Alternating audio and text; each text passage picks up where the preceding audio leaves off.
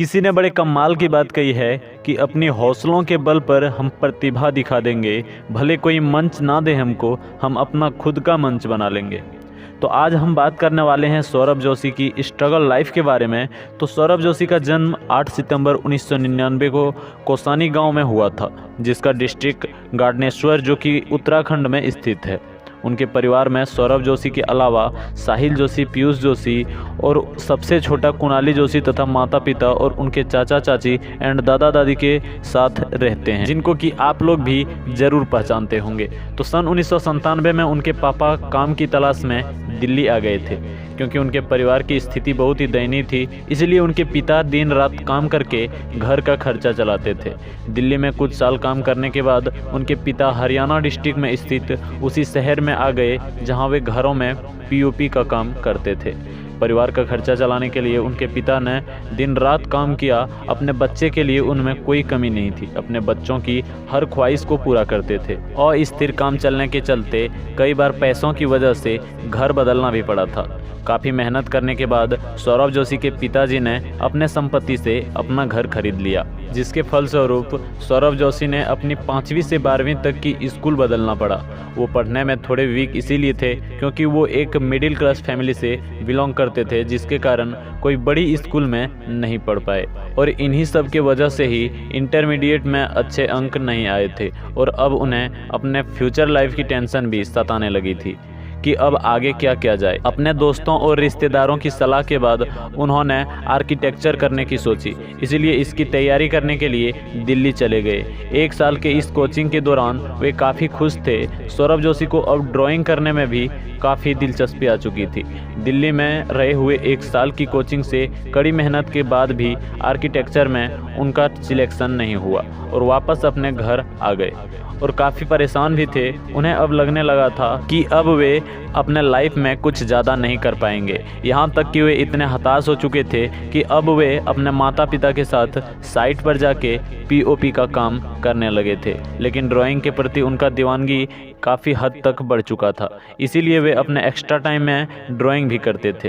कहते हैं कि वक्त सबका बदलता है। बात है 2017 की, जब उनके एक भाई शुभम जोशी ने सौरभ जोशी के ड्राइंग और स्केचेस देखने के बाद उसने सौरभ जोशी को सलाह दी कि भाई तुम बहुत अच्छे ड्राइंग करते हो, इसे दुनिया को दिखाना चाहिए, इसीलिए तुम YouTube पर एक आर्ट चैनल बना लो। अपने उस भाई का बात मानकर सौरभ जोशी ने अपना पहला आर्ट से संबंधित चैनल बनाया। 24 जुलाई 2017 को अपना पहला वीडियो अपलोड किया, जिसका टाइटल था drawing 2000 note with colour pencil.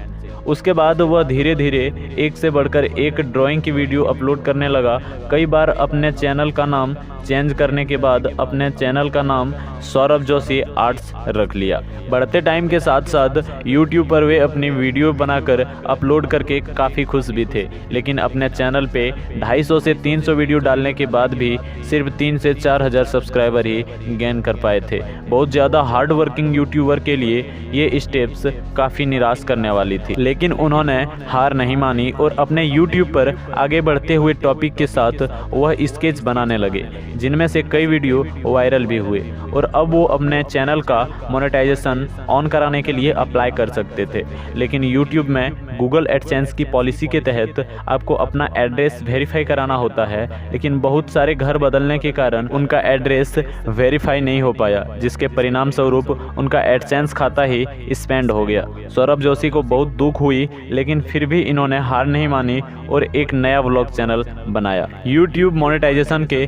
सारे स्टेप्स को फॉलो करने के बाद भी उनका पता फिर से वेरीफाई नहीं हो पाया और ये चैनल भी डीमोनेटाइज हो गया। लेकिन अब सौरभ जोशी के अंदर बहुत ही ज़्यादा जोश आ चुकी थी और अंत में तीसरा व्लॉगिंग चैनल का एडसेंस अकाउंट मोनेटाइजेशन के लिए एक्टिव हो गया और दूसरी तरफ वह अपने आर्ट्स वाले चैनल से काफ़ी जुड़ गए थे। इसके अलावा वे कई आर्ट्स वर्कशॉप अटेंड करने लगे और ऑर्गेनाइज्ड भी करने लगे, जहां वे स्टूडेंट को आर्ट डिज़ाइन करना सिखाते थे। उसके बाद कई कंपनियां उन्हें स्पॉन्सर भी करने लगी थी। पहली बार सौरभ जोशी को इंडिया आर्ट फेयर कॉमिक जैसे इवेंट में जाने का मौका भी मिला। लेकिन देश में बढ़ते कोरोना के चलते भारत में 24 मार्च 2020 को राष्ट्रीय स्तर पर लॉकडाउन लगा दिया गया था, जिससे कि सौरभ जोशी को ब्लॉगिंग करना अब काफ़ी मुश्किल हो गया था। इसीलिए लॉकडाउन के पहले ही दिन सौरभ जोशी ने ठान लिया था कि 365 दिन में 365 ब्लॉग बनाकर अपने YouTube चैनल पर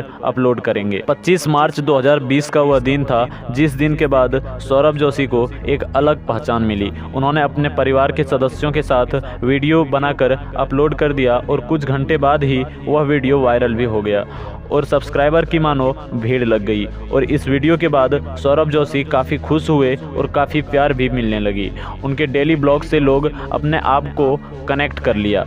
उसके बाद YouTube से ही 26 जून 2021 को सौरभ जोशी इंडिया का नंबर 1 ब्लॉगर बन गए और अभी भी नाम रोशन कर रहे हैं। मेरा भी फेवरेट ब्लॉगर सौरभ जोशी और उनके पूरा फैमिली हैं। तो कैसी लगी सौरभ जोशी की स्ट्रगल लाइफ के बारे में सुनकर कमेंट करके ज़रूर बताएं। और अगर आप लोग भी सौरभ जोशी का फ़ैन हैं तो इस चैनल को सब्सक्राइब ज़रूर कर लें। मिलते हैं किसी नेक्स्ट वीडियो को लेकर, तब तक के लिए बाय बाय।